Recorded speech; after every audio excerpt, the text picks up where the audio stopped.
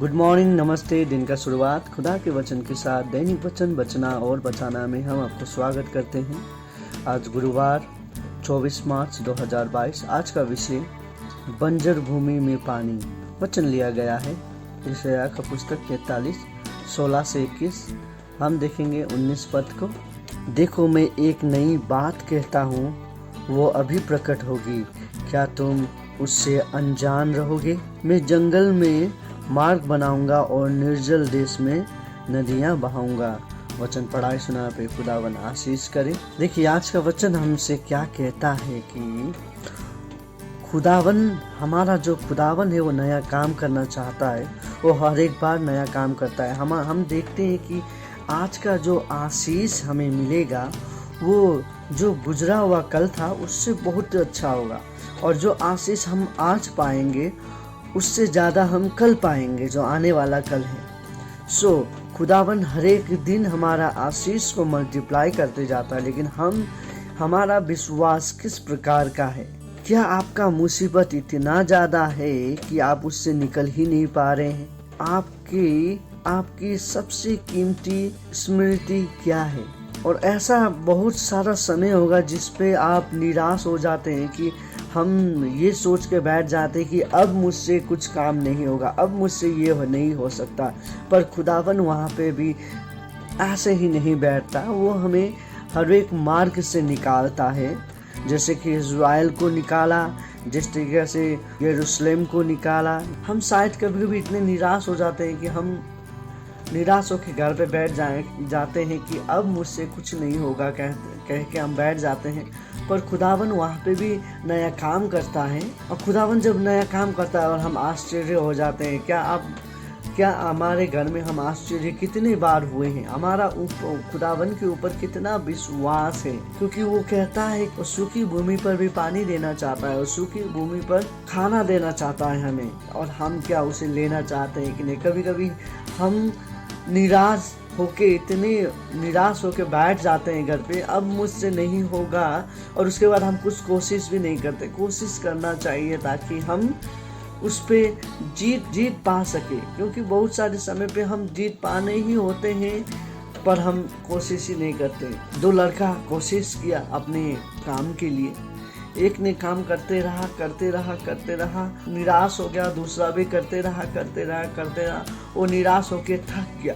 अब उससे नहीं होगा, और थक चुका, और कितने दिन में काम करूं, और कितने दिन, अभी तक कुछ नहीं आ रहा है बोल के उनकी खेती में कुछ नहीं आ रहा। कोशिश के ऊपर कोशिश, बहुत बार उसने कोशिश किया अपने खेत पे, पर वो सूखी भूमि पर कुछ नहीं निकलता, वो बंजर भूमि पे कुछ नहीं निकलता। पर दूसरे ने क्या किया, हमेशा कोशिश करते रहा, सूखी भूमि पे ऊपर हल चलाया।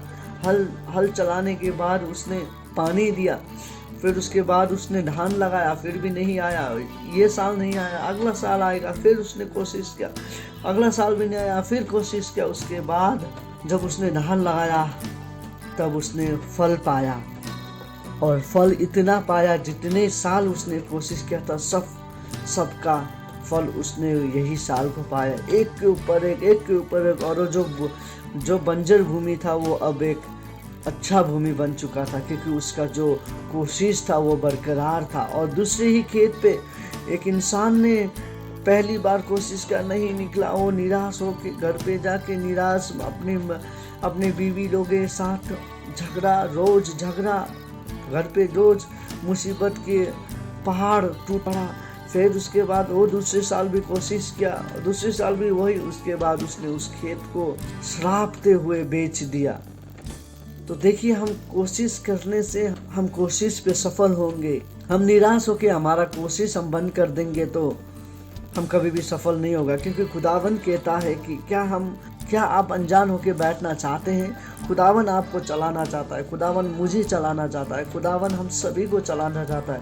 आज हम जो देखते हैं इस दुनिया, जो संसार अभी चल रहा है, उस संसार को हम रास्ते पे लेके आने के लिए बहुत कठिनाइयां हैं। जो रास्ते पे हम चल रहे हैं अभी, उससे निकलना बहुत कठिनाई है। आने वाला दिन पे हमें पानी का मुसीबत होगा, आने वाला दिन पे हमें खाना का मुसीबत होगा, आने वाला दिन में हमें रहने के लिए और जो गर्मी, जो ठंडी जो बढ़ रहा है, इंसान ठंडी से मरेंगे, बुखार से मरेंगे, बीमारी से मरेंगे, इंसान भूखे पेट मरेंगे, इंसान प्यास से मरेगा। पर आप किस तरीक़ा से जीना चाहते हैं? क्या खुदावन के साथ आप जीना नहीं चाहते? खुदावन कहता है मैं तुम्हें एक नई मार्ग दिखाऊंगा, मैं नया काम करूंगा। खुदावन आपसे कहता है, खुदावन मुझसे कहता है कि मैं एक नया काम करूंगा। आइए हम खुदावन को काम करने दें, क्योंकि वो कहता है कि वो उस बंजर भूमि पे भी पानी दिलाएगा। वो खुदावन कर सकता है और खुदावन के अलावा वो कुछ और कोई नहीं कर सकता, क्योंकि खुदावन हमसे प्रेम करता है। खुदावन हमसे प्रेम करता है। खुदावन हमें छोड़ता नहीं है। खुदावन हमसे कहता है कि मेरे बच्चे मेरे पास आ, ताकि मैं तुझे विश्राम दूं। हमें खुदावन के पास जाना है ताकि खुदावन हमें चला सके। हमें खुदावन के कामों से अनजान नहीं रहना है। खुदावन के कामों को हमें स्मरण करना है, उसे धन्यवाद करना है। खुदावन आप सभी को आशीष करे। आपका दिन शुभ हो। धन्यवाद।